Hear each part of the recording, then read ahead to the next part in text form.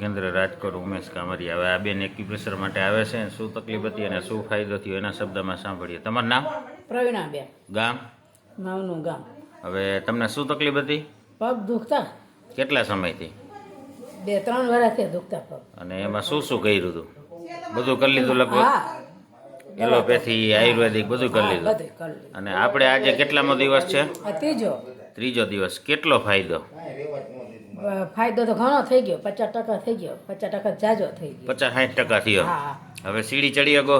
હા, શેરી ચડું છું પછી। પૈકડા વગર? ના, ચાલવું પડે હો। ચાલવું પડે? હા, એમનેમ ન ચાલે। એમને નથી ચડી શકતા? પેલા ચડી શકતા?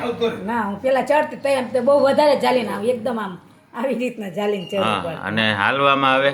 હાલવામાં સારું છે। હવે ઓલું ડોલતા તા એ ડોલતા નથી ને? ના, નથી ડોળ। સીધું હલાય? હા અને બેહવા ઉઠવામાં હા, એમાંય સારું છે। એમાં દુખાવો નથી થતો? હવે હાલવામાં થોડોક થાય છે ને? હાલવામાં થાય, ઓમ દુખાવો બહુ નહીં થાય, પેલા તો બહુ દુખાવો। બહુ દુખતા?